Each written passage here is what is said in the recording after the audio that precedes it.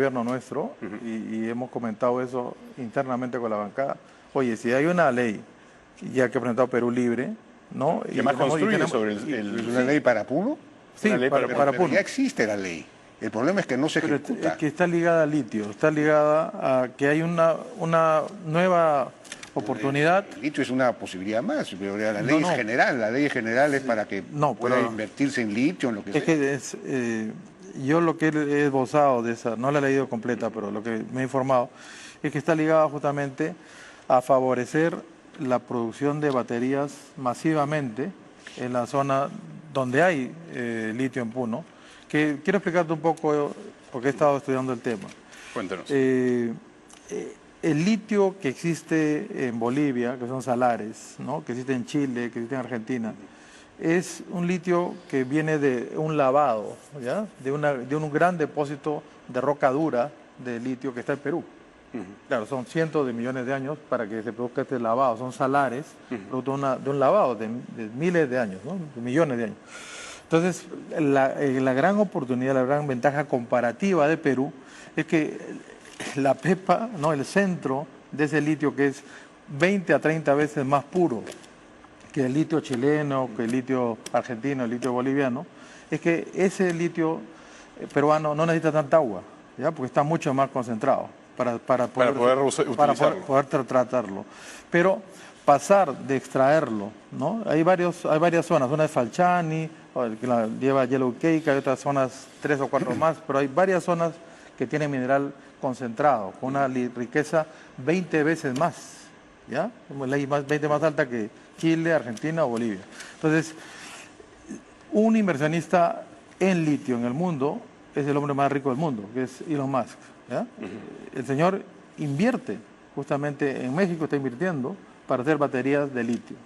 Para hacer baterías de litio en sus autos, porque es el CEO baterías de Tesla. Baterías de litio para proveer al mundo, especialmente a los autos Tesla, que también tiene, ¿no? Pero el recurso escaso es la batería. Ya, México tiene poquito litio, pero ese poquito litio lo está destinando para baterías. Perú tiene mucho más. No tenemos reservas probadas, estamos muy lentos, ¿ya? En el tema de tener reservas probadas. Está mezclado con uranio, además, creo. En una zona, otra no. Felizmente solamente es una zona. Pero hay una zona donde sí hay litio puro. Entonces el tema es, una vez determinadas las reservas probadas, ¿no? Sí tener ya una ley con un gerente encima, que puede ser un embajador de prestigio. Lo he dicho, el embajador Ponce, por ejemplo, que se le den poderes para poder hablar con los Elon Musk del mundo y traer esa inversión, primero para hacer baterías y segundo para que Tacna, Moquegua y Arequipa tengan otras zonas francas, una ya existe, la de Tacna, tengan zonas francas para ensamblaje de autos eléctricos, donde ya no usas motor a gas, ni GNV, ni petróleo, ¿no? Ni gasolina, usas la transmisión eléctrica. Pero ¿para qué necesitaríamos zonas francas? O sea, entiendo la figura y entiendo la figura del litio. Tienes el litio, sacas el litio y después lo pones, lo usas para venderlo y después el Perú se vuelve una potencia mundial. Entonces, potencia mundial en dos temas, en batería de litio, y en exportar autos eléctricos del mundo. Autos eléctricos del mundo, acá. ¿Por qué la figura de la zona franca para necesitar lograr esto? ¿Por qué no simplemente utilizar la normativa existente? Perdona, con esto me callo. No, con esto me callo. No, es que el tema lo conozco bastante. Porque todo es para exportación. Muy poquito de los autos van a quedar en Perú. Cuando tú tienes una industria para la exportación, ¿no? Que crea mano de obra intensiva, estamos hablando de casi 100.000 puestos de trabajo, entre la batería de litio en Puno y las zonas para ensamblaje de autos en la zona sur del Perú, Arequipa, Moquegua, Tacna. Entonces tienes que darle condiciones similares a otras zonas francas en el mundo, que son for export, ¿no? Para exportación.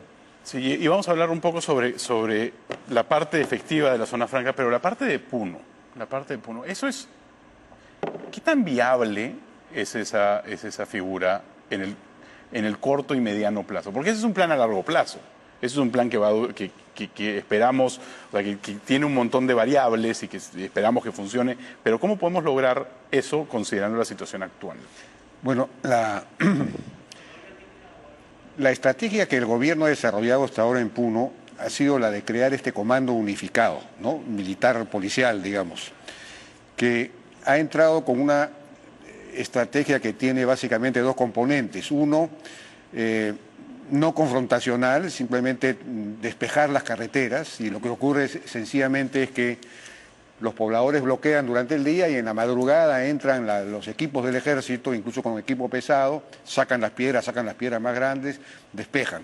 A la mañana siguiente vienen los pobladores y vuelven a bloquear, pero con piedras cada vez más pequeñas. Entonces la idea es que poco a poco, y efectivamente ahora pues hay más o menos unas 25 puntos de bloqueo y habían 35 la semana pasada, o sea que están avanzando pero muy lentamente, ¿no es cierto? Esa es una estrategia, la otra es llevar ayuda cívica a la gente, en fin, pero esa estrategia no es suficiente porque estamos viendo que de todos modos el control territorial lo siguen teniendo estas dictaduras radicales, que son las que están manejando la situación en las distintas provincias de Puno, ¿no? Para lograr eso no necesitaríamos realmente más que mandar a los militares, deberíamos mandar embajadores y economistas para explicar las virtudes del libre mercado y decir, miren señores, nosotros podemos hacer esto, ustedes tienen los materiales y tienen las cosas, hagamos esto juntos. ¿Qué se requiere? Claro, se requiere una estrategia política, ¿no? No solamente una estrategia militar, digamos, aunque esta estrategia militar sea no confrontacional, sea de acercamiento a la población, que es lo que están tratando de hacer, ¿no? Al punto que en el asunto de la muerte de los 6 soldados, estas patrullas ni siquiera tenían armas, eran patrullas de 21 soldados, solo 4 tenían fusiles, digamos, ¿no? Y tenían la orden de no disparar, ¿no? Entonces, pero lo que se requiere es una estrategia política. Me parece que el gobierno debería nombrar una especie de alto comisionado con mucha autoridad que vaya a Puno y, bueno, para comenzar, busque una reunión con los líderes de Aymara, porque después de haber muerto 6 de manera absurda, y además apedreados en buena cuenta 6 soldados del ejército, yo creo que la gente de Ilave, de Juli, los Aymaras, deberían sentarse a dialogar, ¿no? Deberían aceptar reunirse con algún alto comisionado del gobierno. ¿Quién podría ser ese alto comisionado hoy en día con esta crisis de liderazgo? ¿Quién podría ser? ¿Quién podría ser? Eso no lo sé, es difícil saber, pero digamos alguien que tenga autoridad, que tenga peso nacional, o algún puneño que tenga autoridad en Puno, ¿no? Hay algunas personas que en Puno pueden, o algún puneño que esté fuera de Puno, que tenga también capacidad de convocatoria en Puno. Hay en Puno sectores que están hartos de esta situación, pero no se atreven a organizarse, ni a levantar la mano. Acá estoy, sí, no hay interlocutores en Puno, porque hay verdaderas dictaduras radicales que son las que impiden, que te obligan a los comerciantes a no abrir o a abrir solo hasta las 8 de la mañana, obligan a las autoridades electas a declarar que están a favor de la huelga y en contra del gobierno, y si se reúnen, le prohíben reunirse con gente del gobierno precisamente, y si se reúnen los azotan públicamente. Son dictaduras, ¿no? Entonces hay que romper esas dictaduras buscando interlocutores, en fin, se necesita una estrategia política. No es fácil, evidentemente no es fácil, porque la confrontación, los propios muertos que hubo en Juliaca, han reforzado el sentimiento de identidad, digamos, aymara o quechua eventualmente. En realidad, entonces, con unos y con otros. ¿Ah? O sea, por ambos lados han reforzado las posiciones. Claro, pero sobre todo en el caso de ellos, sienten que han sido agredidos por el sistema, por Lima, por el Estado, y entonces están en plan de guerra, Entonces es una situación bien complicada que hay que manejar, y este alto comisionado además tendría que ir pues con un plan de desarrollo, parte del cual podría ser esta zona franca para el litio, por ejemplo, ¿no? ¿Podría ir Rafael López Aliaga a Puno, siendo alcalde de Lima, pero así como presidente del partido? ¿Podría ir usted como Nixon a China, llevando las virtudes del modelo y decir, miren, eso es algo que podemos hacer? Pero, a ver, sí, no, yo encantado, pero si hay una dirigencia, ¿no?, radical, que tiene órdenes fuera de Perú, que es un plan latinoamericano, que corresponde a una estrategia del Foro de Sao Paulo, hay que ser un poco, no sé, en mi caso sería un poco ingenuo, ¿no? Yo creo que primero hay que identificar... Pero podría ir a hablar con las áreas que... Pero hay que identificar a los... No, pero es que hay gente muy buena en Puno. Te quiero decir algo, mi familia, por el lado materno, es de Puno. Conozco muy bien Puno, conozco todo Puno, desde la parte norte al sur, al este y al oeste, lo conozco todo. ¿Ya? Y la zona del Lampa hay una casona que era de mi familia muy antigua, Cazorla, soy López Zelaya Cazorla. Entonces, conozco muchísimo, pero si claramente, ¿no?, hay dirigentes que tienen dinero para resistir 3, 4 meses, ¿no?, y tiene ya todo un plan que no es solamente peruano, es un plan que está en toda Latinoamérica. Entonces es muy difícil, pues, ser un poco ingenuo. Tiene que haber paz primero, ¿ya? Y luego te puedes sentar a dialogar. Pero tú nunca puedes ir a dialogar con una pistola en la boca. Pues. Pero no se supone que al final de cuentas la paz se tiene que dialogar, o sea, dialogar la paz es parte del proceso de paz. O sea, uno no puede decir, bueno, tiene que haber paz y después dialoguemos, ¿no? O sea, uno dialoga el proceso de paz. Todos los procesos de paz han llevado a un diálogo. Eso es cuando tienes dos naciones, pues aquí tenemos una sola nación, un solo Estado. Entonces aquí no estamos hablando de un proceso de paz como si fuéramos dos países distintos, ¿no? Ten cuidado con Sí, son términos bien delicados. Por ejemplo, la presidenta, el día viernes, junto con algunos ministros, planteó un conjunto de acciones y de proyectos, de obras en Puno, ¿no? Lo que no está mal, pero en realidad lo que han puesto sobre la mesa son simplemente los proyectos que ya, de alguna manera, los distintos sectores tenían en marcha, ¿no? Claro. Y esto está a cargo de eso cada ministro, pero cada ministro tiene un montón de otras actividades. Entonces, en realidad, tú primero tendrías que identificar, en Puno hay mucha corrupción, ¿ya? Los gobiernos el gobierno regional, los gobiernos locales. Y además el contrabando. La fiscalía, además el contrabando. Hay un contrabando tremendo en Puno. Pero a lo que voy es que esa corrupción ha hecho que hay muchas obras que no se terminan. Por ejemplo, hay un hospital en Juliaca, materno-infantil, que está ahí hace 15 años y no se termina. Entonces, si tú vas y ofreces que lo vas a terminar, ya no el gobierno regional, sino Lima, digamos, una autoridad, un representante, un alto representante del gobierno con autoridad ejecutiva, y termina las obras que están paralizadas por la corrupción y de paso denuncias a los corruptos, entonces empiezas a conquistar adhesión de la población, ¿no? Claro, pero ¿cómo llega un alto comisionado si dentro de la propuesta del señor López Aliaga que acaba de mencionar, todo está coordinado por el Foro de Sao Paulo y entrar ahí sería naif? Y conversar no tendría propósito porque hay un plan... Es que, perdóname, pero a ver, en ninguna parte del mundo pasa lo que pasa en Perú. O sea, en ninguna parte del mundo, claro, bueno, algo de edad tengo, ¿no? Creo que poco menos que Jaime. No, los dos son jóvenes, los dos son muy jóvenes y están... No, pero hemos visto el mundo y creo que también... en México, tanto que hablamos de México, ¿no? AMLO, señor AMLO que tanto critica el Perú. ¿Tú crees que por un segundo cerrarías un aeropuerto tipo Cancún, un tipo Puerto Vallarta, la Riviera Maya, que le produce 40.000 millones de dólares de ingresos a México? ¿Que cerraría una autopista en México? ¿Una vía nacional en México? Ni un segundo. No, pero solamente México, las autopistas las mantienen abiertas las mafias que quieren sacar la droga y la pasan en Estados Unidos. Sí, pero no pasa lo que pasa acá. No. O sea, no te agarran un soldado y te lo empujan a un río, no, eso no. Pero en México sí fue el presidente actual el que ha aceptado la propuesta de Elon Musk para construir esa fábrica de litio que usted mencionó. Por eso te digo que hasta un presidente de tendencia izquierda, que es el señor AMLO, no es bruto. Porque, entonces, ¿qué nos falta? Primero poner orden. Tú no puedes dialogar con una pistola en la boca. El Estado peruano se respeta, es un solo país. O sea, estas ideas, ¿no?, de la nación aymara, ¿no?, que han venido ya de hace tiempo. No, y han estado aquí en el programa para hablar también. La entrevista que le hizo este periodista mexicano brillante de CNN a Castillo, justamente le sacó el concepto.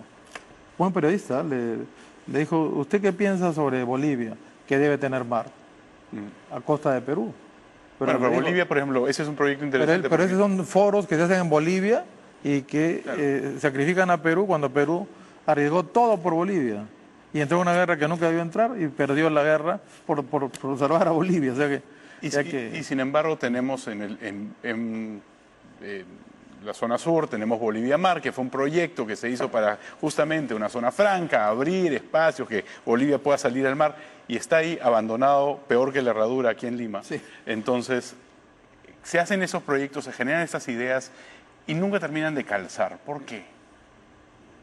Bueno, yo no sé las razones por las cuales Bolivia no ocupa ese espacio, pero digamos, lo que sí es importante es que para Bolivia, por ejemplo, la minería ilegal de oro del Perú es fundamental, ¿no? Los dos grandes productores de minería ilegal de oro son Puno y Madre de Dios, de lejos, ¿no es cierto? Y eso tiene mucho que ver con lo que está pasando. Es decir, los dos sitios más duros han sido precisamente Puno y Madre de Dios. Pero el oro que se produce en Puno y en Madre de Dios, el oro ilegal, sale en un 90% hacia Bolivia. Y Bolivia convierte ese oro en oro legal y lo exporta, por ejemplo, a Arabia Saudita, a los Emiratos Árabes, ¿no es cierto? Porque lo lava. Y entonces, para Bolivia, que está sin dólares en este momento, su balanza creo que tiene 300 millones de dólares de reservas nada más, el Perú tiene como 70.000 millones, mira tú la diferencia, ¿no? Bueno, para Bolivia el oro peruano es crítico para su propia balanza, para su economía. Entonces, ellos han pasado de producir, pues, ¿qué te puedo decir? 6, 7, 8 millones de toneladas al año a producir más de 40. No producen, en realidad esas 40 son peruanas que llegan allá y se nacionalizan bolivianas. Entonces eso te lleva al tema de la minería informal o ilegal, que es muy importante en Puno. Correcto. Entonces, parte del programa de pacificación, por ejemplo, debería ser llevar una propuesta de formalización de toda esa minería ilegal o informal, de la Rinconada, de Ananea, etcétera, ¿no? Que en realidad ellos están desesperados porque es una especie de tierra de nadie, ¿no? De Far West, en donde el minero artesanal saca su oro y al llevarlo a la planta procesadora lo asaltan, le roban. Entonces ellos lo que quieren es que se instalen ahí bancos, plantas procesadoras, y poder vender directamente al banco sin problemas de seguridad y a condición de y estarían dispuestos a formalizarse. Entonces se requiere una propuesta ejecutiva rápida de formalización, eso calmaría mucho. En fin, se necesitan iniciativas de ese tipo que tiene que plantearlas un alto comisionado del gobierno que vaya con iniciativas concretas y que empiece a voltear la situación. Sin embargo, Mira, hay un tema que está en el rol subsidiario del Estado, ¿ya? La Constitución peruana tiene un capítulo de rol subsidiario que no se ha desarrollado. Y aquí es un caso típico, ¿ya? Donde el Estado, donde el privado no entra o no quiere entrar, está con pleno derecho a participar en la economía, ¿ya? Por ejemplo, otra realidad que ha aplicado este modelo de Chile, ¿ya? Donde el Estado puso esas centrales de compra de mineral, que yo no diría ilegal, ¿no? Informal. Es informal, que no tiene que ver con ilegal, porque hay mucha minería de socavón en Puno, hay mucha minería de socavón, hay mucha gente, persona natural, que con su familia tiene un socavón de hace 80 años o hace 100 años, se transmite de abuelos a nietos, ¿ya? Entonces, ¿cómo se le formaliza? Se le formaliza con una central de compra, que es del Estado peruano, pero administrada por una empresa de nivel internacional, tipo Bureau Veritas, SGS, o sea, que alguien que garantice dos cosas, el peso y la ley, ¿ya? Entonces, ese tipo de mecanismo sí funciona en todo el mundo. En Perú deberíamos ir mirando. Eso debería ser una propuesta inmediata. y hagamos esa propuesta inmediata y veamos cómo se puede traducir y hacer efectiva después de la pausa, ese punto medio.